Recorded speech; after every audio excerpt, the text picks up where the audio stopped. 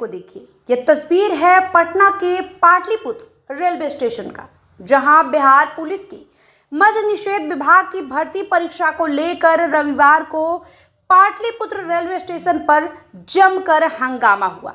आपको बताएं, परीक्षा 2 पालियों में आयोजित होनी थी, जिसके लिए एक बड़ी संख्या में अभ्यर्थी देर रात ये स्टेशन पहुंच गए। स्थिति तब और बिगड़ गई जब पाटलिपुत्र से कटिहार के लिए चलाई गई एग्जाम स्पेशल ट्रेन में सवार होने को लेकर अभ्यर्थियों के बीच अफरा तफरी मच गई।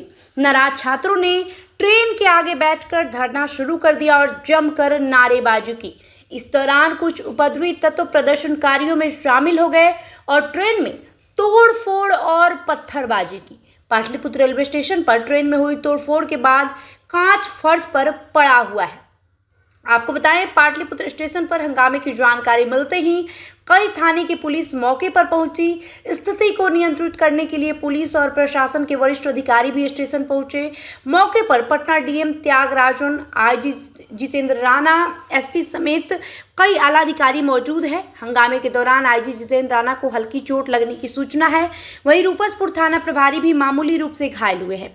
हालात को काबू में करने के लिए पुलिस ने आंसू गैस के गोले दागे और 3 राउंड हवाई फायरिंग की। कानून व्यवस्था बनाए रखने के लिए स्टेशन पर भारी पुलिस बल तैनात किया गया है। तो यहाँ पे कुछ लोग पथराव करने लगे, मार करने लगे, इससे पुलिस भी अपना भी कार्रवाई करना चालू कर दी।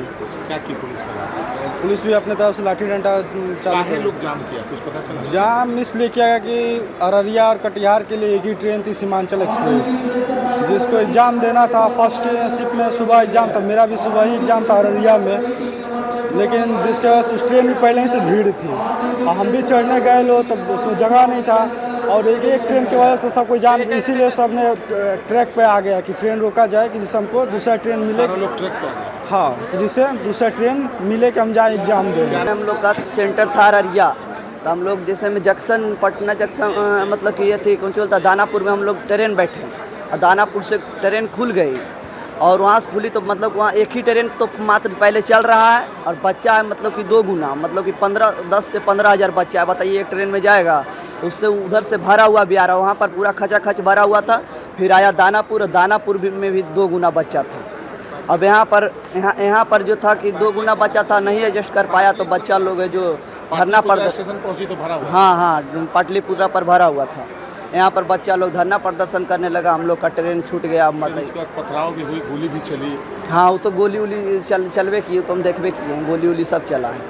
तुम लोगों का एग्जाम छूट गया? हाँ, एग्जाम छूट गया, अब कोई उपाय नहीं। एग्जाम मतलब कि अब कैंसिल हुई और क्या, कैंसिल हो एग्जाम।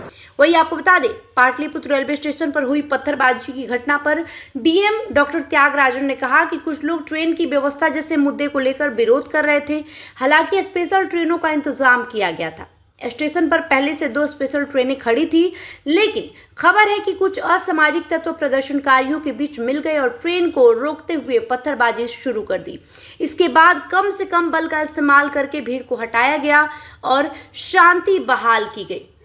वहीं पाटलिपुत्र स्टेशन पर हुई घटना के चश्मदीद गवाहों का कहना है कि शुरू में लोगों ने ट्रेनों को रोक दिया और उन्हें आगे नहीं बढ़ने दे रहे थे।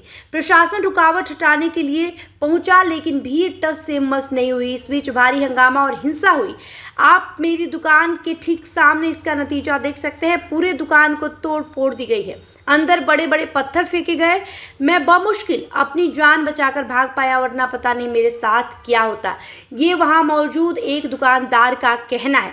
आप तस्वीरों में देख सकते हैं किस तरीके से जमकर पत्थरबाजी की जा रही है और भीड़ 1-2 नहीं बल्कि हजारों की संख्या में मौजूद है। तो आप इससे अंदाजा लगा सकते हैं कि किस तरह के उपद्रवी तत्व वहां मौजूद थे और इस बड़ी घटना को अंजाम दिया है।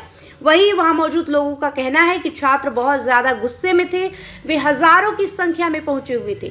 वे असल में परीक्षा देने आए थे, लेकिन उन्हें ट्रेन नहीं मिल पाई क्योंकि ट्रेनें बहुत कम थी और छात्र बहुत ज़्यादा। लेकिन अब सबसे बड़ा सवाल यही है कि आखिर उस समय इतनी बड़ी संख्या में वहां पत्थर मौजूद कहां से थी? क्या पहले से कोई साजिश रची गई थी या इसके पीछे कोई और ही लोग शामिल है? हालांकि पुलिस इस पूरे मामले में जांच पड़ताल कर रही है। फिलहाल इस रिपोर्ट में इतना ही। बहुत बहुत शुक्रिया।